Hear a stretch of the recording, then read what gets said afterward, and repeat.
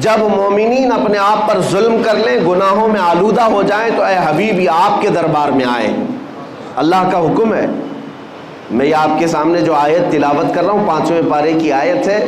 اللہ تعالیٰ فرماتا ہے رسول یہ آپ کے دربار میں آ جائیں، فاستغفروا اللہ واستغفر لهم الرسول، آپ کے پاس پہنچ کر کے اللہ کی بارگاہ میں یہ مغفرت طلب کریں، توبہ کریں۔ اور پھر دوسرے نمبر پر اللہ یہ فرماتا ہے رسول بھی ان کے لیے سفارش کریں، رسول بھی آنے والوں کے لیے سفارش کریں۔ اب آگے نتیجہ رزلٹ کیا ہوگا؟ اللہ فرماتا ہے لَوَجَدُ اللَّهَ تَوَّابًا رَحِيمًا، تو پھر وہ لوگ دیکھیں گے عنقریب کہ اللہ بہت رحم کرنے والا اور توبہ قبول کرنے والا۔ اب مسئلہ یہ ہے کہ اپنے روح کی بیماری کا علاج کروانا اور اپنے گناہوں سے توبہ کرنے کے لیے پوری دنیا ہے، لیکن اللہ تبارک و تعالیٰ فرماتا ہے رسول یہ آپ کے دربار میں آئیں، آپ کے دربار میں آئیں۔ اس آیت پر عمل کے اعتبار سے میں آج آپ کو بتاتا ہوں۔ ایک صحابی تھے ماعز اسلمی رضی اللہ تعالیٰ عنہ، ان سے ایک گناہ سرزد ہوا اور بے چینی بڑھنے لگی تو بارگاہ مصطفیٰ میں آئے۔ صحابہ بیٹھے تھے اور عرض کیا یا رسول اللہ صلی اللہ علیہ وسلم مجھ سے خطا ہو گئی ہے۔ حضور نے فرمایا بتاؤ کیا غلطی ہوئی، کیا خطا ہے؟ انہوں نے کہا بتا نہیں سکتا سب کے سامنے، بتانے میں مجھے شرم محسوس ہوتی ہے۔ حضور اکرم صلی اللہ علیہ وسلم نے فرمایا بتاؤ تو صحیح، تمہارے متعلق علاج بتایا جائے گا۔ اب مجھے آپ کو یہی بتانا ہے کہ صحابی رسول ہیں، ایمان کے اعلیٰ درجے پر ہوتے ہیں صحابی۔ جب ان سے گناہ سرزد ہوا، خطا سرزد ہوئی، تو مسجد بھی موجود تھی، خانہ کعبہ بھی ہے، اللہ ہی تو بخشش کرنے والا ہے، اللہ ہی مغفرت کرنے والا ہے۔ اس صحابی رسول نے مسجد کا رخ کیوں نہیں کیا، خانہ کعبہ کے پاس کیوں نہیں گئے، سیدھے بارگاہ مصطفیٰ میں کیوں آئے؟ صحابی کا عمل یہ بتاتا ہے کہ پہلے رسول کی سفارش ضروری ہے۔ رسول کریم صلی اللہ تعالیٰ علیہ وسلم اگر سفارش فرما دے تو اللہ توبہ جلد قبول فرمائے گا۔ وہ آئے، نبی اکرم صلی اللہ تعالیٰ علیہ وسلم نے جب پوچھا تو انہوں نے کہا مجھ سے زنا ہو گیا۔ حضور پاک صلی اللہ علیہ وسلم نے اپنا چہرہ مبارک پھیر لیا، کہا کہ تم ہمارے یہاں سے نکل جاؤ۔ اب وہ زار و قطار رونے لگ گئے، اتنا رونے لگ گئے کہ قدموں میں گر گئے۔ کہا کہ اگر آپ ناپاک کریں تو پھر میں کہاں جاؤں؟ اعلیٰ حضرت نے اسی کی ترجمانی کرتے ہوئے یوں کہا ہے تجھ سے جو منہ چھپاؤں تو کروں کس کے سامنے؟ یا رسول اللہ تم سے جو منہ چھپاؤں تو کروں کس کے سامنے؟ کیا اور کسی سے توقع نظر کی ہے؟ بد ہیں تو آپ کے، بھلے ہیں تو آپ کے، ٹکڑوں پہ یہیں کے پلے ہیں، رخ کدھر کریں؟ اس صحابی نے جب حضور اکرم صلی اللہ علیہ وسلم کی بارگاہ میں رو کر کے اپنا جرم کا اقرار کیا تو حضور نے پھر 3 مرتبہ پوچھا تم ہوش و حواس میں کہہ رہے ہو؟ تم ہوش و حواس میں کہہ رہے ہو؟ انہوں نے کہا ہاں بالکل ہوش و حواس میں کہہ رہا ہوں۔ کہا تمہیں پتہ ہے زنا کی سزا کیا ہے؟ کہا ہاں مجھے پتہ ہے۔ اس کے بعد رسول رحمت صلی اللہ علیہ وسلم نے صحابہ سے کہا کہ انہیں سنسار کیا جائے گا۔ وادی انم، آج بھی وہ وادی موجود ہے مدینے کے مضافات میں، ایک چھوٹی سی پہاڑی ہے، صحابہ لے کر کے گئے۔ اسلام کی ایک عظیم سزا ہے یہ، زنا پر رکھی ہوئی سزا۔ لوگ اس کا مذاق اگرچہ اڑاتے ہوں کہ اسلام گردن کاٹنے کی اور سنسار کرنے کی اجازت دیتا ہے، حکم دیتا ہے، تمہیں اندازہ نہیں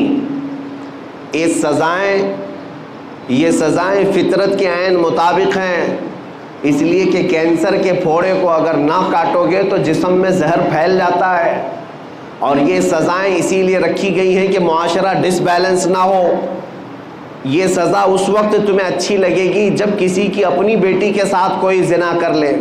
ہم نے ان لوگوں کے بارے میں بھی سنا ہے جن کا تعلق اسلام سے نہیں ہے، لیکن جب ان کے گھروں کی بچیوں کا ریپ ہوتا ہے تو وہ اعلاناً یہ کہتے ہیں کہ ہماری بچیوں کے ریپسٹ کو اسلام جو سزا دیتا ہے وہی دی جائے۔ وہ اس چیز کا مطالبہ آج بھی کر رہے ہیں۔ یہی تو بات ہے میرے عزیزو، جس طرح تمہاری بیٹی کی عصمت تمہارے لیے عزیز ہے، اسلام ہر بیٹی کی عزت کو وہی عزت مقام دیتا ہے، ہر بیٹی کی عزت کا مقام ہے۔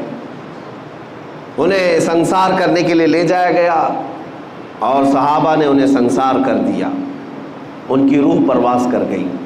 واپس جب آئے رسول رحمت صلی اللہ تعالیٰ علیہ وسلم، یہ اللہ کے قوانین ہیں، اللہ کے حدود ہیں، اس پر عمل کرنا ضروری ہے، لیکن تقاضۂ بشریت یہ ہے کہ دل بھی تو کسی سے لگا رہتا ہے۔ حضور پاک صلی اللہ تعالیٰ علیہ وسلم غمگین تھے، آنکھوں سے آنسو تھے، حضور گئے نہیں تھے۔ صحابہ جب آئے تو حضور نے پوچھا میرے ماعز کو جب مار رہے تھے تم لوگ تو وہ کیا کہہ رہے تھے؟ تو صحابہ نے کہا یا رسول اللہ، ان کو جب مارا جا رہا تھا تو وہ یہ کہہ رہے تھے ترحم لنا یا رسول اللہ، اے اللہ کے رسول مجھ پر رحم کر دیجیے۔ انہوں نے خود سے اقرار کر کے وہ سزا کو لیا ہے، زبردستی پکڑ کر کے ان کو سزا نہیں دی گئی۔ ماعز اسلمی جانتے تھے کہ اگر میں دنیا کی سزا لے لوں گا تو محفوظ، اگر قیامت کی سزا کا انتظار کیا تو اس سے 99 گنا زیادہ سزا ہو سکتی ہے۔ وہ صحابی جانتے تھے، اسی لیے دنیاوی سزا کو انہوں نے ترجیح دی، خود سے قبول کیا کہ مجھے یہی سزا دو، آخرت کی سزا کا میں انتظار نہیں کرنا چاہتا۔ بہرحال بات یہ ہے کہ وہ بارگاہ مصطفیٰ میں گئے، سزا تو ہوئی، لیکن جیسے ہی ایک صحابی نے بڑھ کر کے کہا آقا میرے ہاتھ میں اونٹ کی ایک ہڈی تھی، میں نے وہ لے کر کے ماعز کی کھوپڑی پر مارا تو ان کی کھوپڑی پھٹ گئی اور خون میرے جسم پر آ کر گرا، تو میں یہ سوچ کر کے ہٹ گیا کہ گنہگار کا خون ہے، میرے آقا کو جلال آ گیا۔ کھڑے ہو گئے، کہا اپنے جملوں کو واپس لو، وہ میرے دربار میں آ کر توبہ کر کے گیا ہے، یہ سزا جو دی جا رہی تھی وہ حدود قائم رکھنے کی سزا ہے، نظام عدل ہے، یہ قانون ہے، لیکن تم نے کیسے کہا کہ وہ گنہگار کا خون تھا، پاپی کا، خطا کار کا خون تھا، تم اپنا جملہ واپس لو، اس لیے کہ ابھی جبرائیل امین میرے پاس آئے تھے اور یہ بشارت دے کر کے گئے یا رسول اللہ آپ کے ماعز نے ایسی توبہ کی ہے کہ اس کے عوض اللہ نے پورے مدینے والوں کے گناہ معاف کیے۔ عزیزان گرامی، یہ واقعہ میں نے اس لیے عرض کیا کہ بارگاہ مصطفیٰ میں جو ایک بار پہنچ جائے مولا کریم اس کے بھی گناہ معاف کرتا ہے، اس کے متعلقین کے بھی گناہ معاف فرماتا ہے۔ اسی لیے ہمارے لیے آج بھی وہ دربار کھلا ہوا ہے۔ اب بات آتی ہے، صحابہ تو گئے حضور کے پاس، جب کبھی ان سے خطائیں ہوئی حضور کے پاس گئے، کیونکہ قرآن کہتا ہے آیت پر عمل ہے، وَلَوْ أَنَّهُمْ إِذْ ظَلَمُوا أَنفُسَهُمْ جَاءُوكَ، جب مومنین اپنی جانوں پر ظلم کریں تو یا اے رسول یہ آپ کے پاس آ جائیں۔ تو ٹھیک ہے، اس آیت پر صحابہ نے تو عمل کر لیا، لیکن جب میرے آقا صلی اللہ تعالیٰ علیہ وسلم وصال فرما گئے اور ہم سب سے پردہ فرما لیا، تو اب قیامت تک آنے والے اس آیت پر کیسے عمل کریں گے؟ قرآن تو صرف حضور کے زمانے کے لیے نہیں نازل ہوا، قیامت تک کے لیے ہے، اس کا ہر حکم قیامت تک کے لیے ہے۔ اب اس آیت پر ہم اور آپ کیسے عمل کریں گے؟ مثال کے طور پر گناہ ہم سے بھی ہوئے، آپ سے بھی ہوئے، اور قرآن کہتا ہے جب گناہ زیادہ ہو جائیں تم سے تو جاؤ رسول کے دربار میں، رسول کے دربار میں۔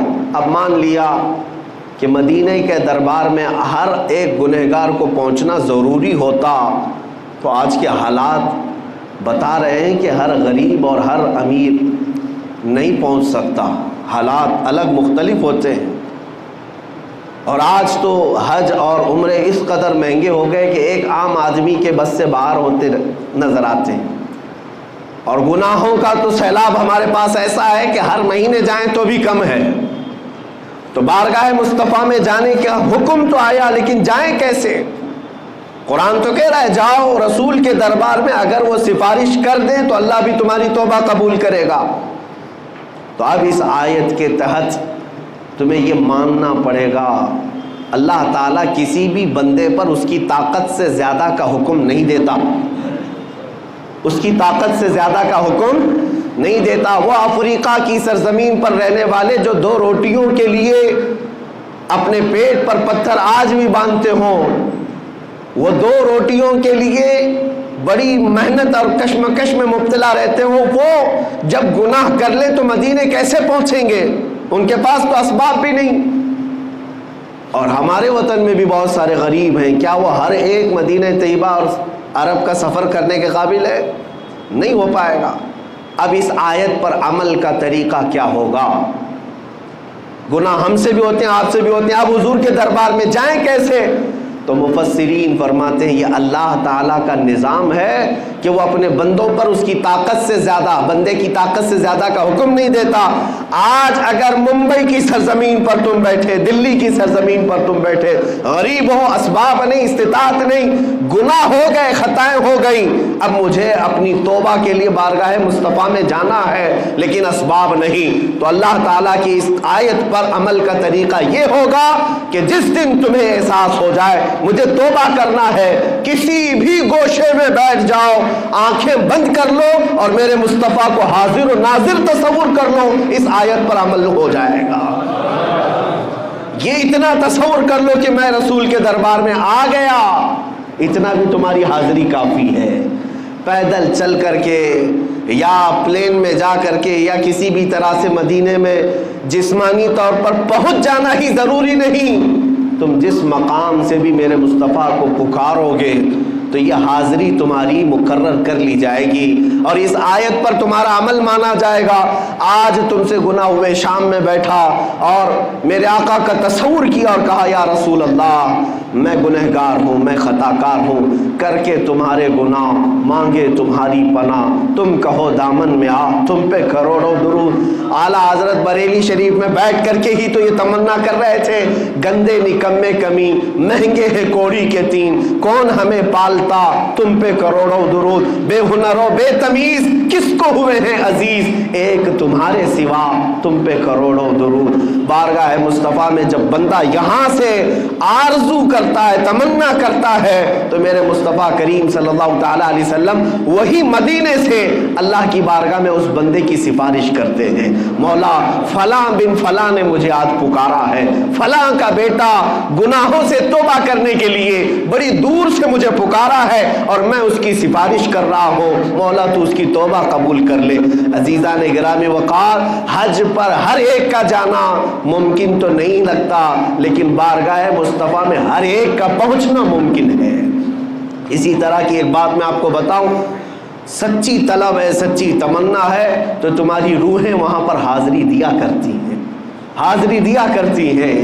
حضرت عبداللہ ابن مبارک وہ حج کے لیے نکلے تھے، حج کے لیے اس وقت جب نکلتے تھے تو پیدل ہوتے، قافلوں پر جاتے، اونٹ اور گھوڑے کے سفر ہوتے۔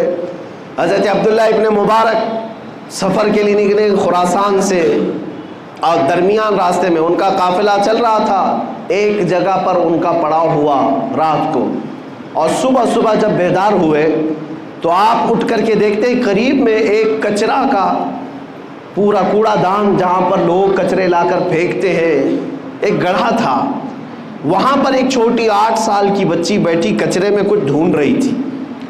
ابن مبارک فرماتے میں قریب جا کر دیکھا ایک چھوٹی سی بہت خوبصورت بچی ہے، کچرا ڈھونڈ رہی ہے۔ تھوڑی دیر کے بعد اس کو ایک مری ہوئی چڑیا نظر آئی، وہ مری ہوئی چڑیا اٹھائی، اس کے پر وغیرہ نوچ کر کے وہ چبا کر کھانے لگی اور تھوڑا سا اس میں بچا لیا اور بھاگنے لگی۔ ابن مبارک اس کو پکڑ لیتے، کہا اے بیٹی تیرا نام کیا ہے؟ اس نے مسلمان نام بتایا اور کہا کہ کیا تجھے معلوم نہیں یہ مردہ کھا رہی ہے، تو یہ کچرے میں سے اٹھا کر مردہ کھا رہی ہے، مری ہوئی چڑیا۔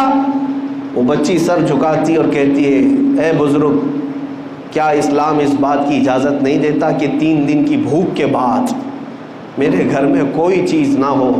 میرا ایک معذور بھائی میرے گھر کے اندر سویا ہوا ہے اور میں بھوک کی شدت کی وجہ سے 3 دن کے بعد اگر مری ہوئی چڑیا کھاؤں تو کیا اسلام اس کی اجازت نہیں دیتا؟ ابن مبارک کا دل سہم گیا۔ اس لڑکی کے ساتھ وہ اس کی جھوپڑی میں گئے، دیکھا تو معذور بھائی اس کا ایک لیٹا ہوا ہے اور ایک لڑکی ہے، کچھ بھی نہیں ہے گھر میں، کوئی چیز نہیں ہے۔ وہ مری ہوئی چڑیا کچرے کے کوڑے دان سے اٹھا کر کے کھا کر کے آئی، ان کا دل اتنا پسیج گیا۔ ابن مبارک اپنے قافلے میں آئے، جو زادے راہ وہ لے کر نکلے تھے، سامان پیسہ سب ایک گٹھری میں جمع کیا اور اس بچی کو دے دیا، کہا یہ تو لے لے، اب میں حج پر نہیں جا سکتا، اب سامان بھی نہیں تھا، مال بھی نہیں تھا، پیسہ بھی نہیں تھا۔ बीच रास्ते में उस छोटी सी बच्ची को मालिक बना दिया और काफिले से वापस अपने वतन चले आए, अपने घर आ गए।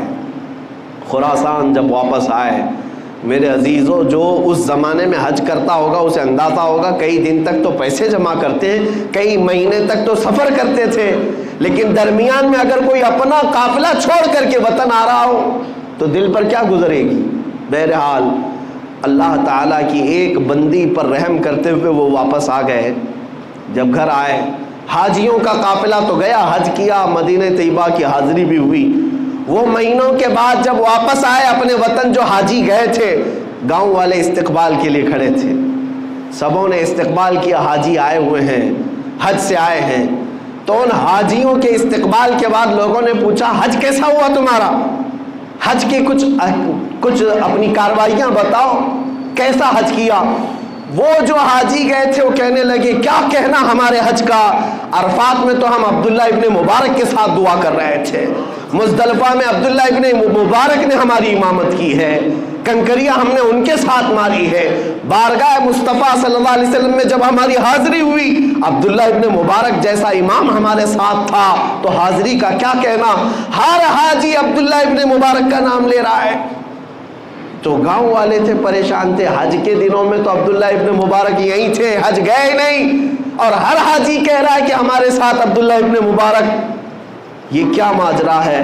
लोग आए और उनसे पूछने लगे अब्दुल्ला इब्ने मुबारक से, कहा कि ये हाजी तो सब कह रहे हैं, मीना में, अरफात में, मुज़दलिफ़ा में आप थे, बारगाह मुस्तफ़ा में वो आपके साथ थे।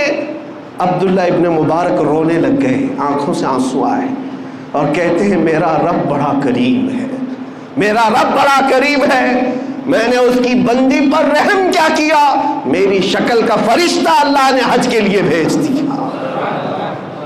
वो इब्ने मुबारक की शक्ल का फरिश्ता था जो उनकी तरफ से अरकान हज अदा कर रहा था, बारगाह मुस्तफ़ा में हाज़िरी भी दे रहा था। मेरे अजीज़ों, यही मैं कहना चाहता हूँ, अगर दिल के अंदर तुम्हारा एहसास, इसी सरजमीन पर बैठे रहोगे लेकिन हाज़िरी मदीने में होती रहेगी, हुजूर अकरम सल्लल्लाहु अलैहि वसल्लम के दरबार में पहुँचते रहेंगे, लेकिन जो फिज़िकल हाज़िरी है, मुबाशरतन जिस्मानी हाज़िरी है, उसका मकाम ही कुछ और है। जब नबी रहमत सल्लल्लाहु अलैहि वसल्लम के दरबार में एक हाजी पहुंचता है तो उसकी दिल की दुनिया बदल जाती है। जाहिर सी बात है, एक बच्चा माँ के पास जब आकर सुकून महसूस करता है, कसम रब्बे ज़ुल जलाल की, मैं अपने दिल की कैफियत बताता हूँ, माँओं के सीनों से चिमट जाने के बाद वो सुकून नहीं मिल पाएगा जो बारगाह मुस्तफ़ा की जालियों के सामने खड़े होने से मिलता है। इसलिए कि ऐसा लगता है ये रहमत के दोनों हाथ हमें अब हमेशा के लिए थाम लेंगे, दुनिया के हर कांटे से, हर बला से यहाँ पर हमारे लिए हिफाजत है। अल्लाह तबारक व तआला आप सबको बार बार बारगाह मुस्तफ़ा की हाज़िरी नसीब फरमाए, हज बैतुल्लाह आप सबको भी अल्लाह ताला अता फरमाए। अज़ीज़ान गिराम वक़ार, मैं आखिरी ये मैसेज ज़रूर दूंगा कि अगर नहीं जा सके उम्रा पर, हज पर, तो तमन्ना तो रखो, लेकिन जब भी रात आए, जब भी शब होने लगे या गुनाह सताने लगे, तो ऐसा ना करना कि डॉक्टर के पास भागते रहे, दिल का इलाज करते रहे, बीपी शुगर तो बढ़ता ही रहा लेकिन रूह बीमार होती रही। ऐसा नहीं, जब गुनाह ज्यादा हो जाएं तो मेरे अजीजों तन्हाई में बैठो और मेरे मुस्तफ़ा को याद करो, बारगाह मुस्तफ़ा में हाज़िरी दे करके यूं कहो, या रसूल अल्लाह, बद हैं तो आपके, भले हैं तो आपके, टुकड़ों पे यही के पले हैं, रुख किधर करें। और रात के वक्त तन्हाई में हमारे बुजुर्गों ने हमें यही दर्स दिया है कि एक बार यूं कह देना, मैं मुजरिम हूँ आका मुझे साथ ले लो, मैं मुजरिम हूँ आका मुझे साथ ले लो।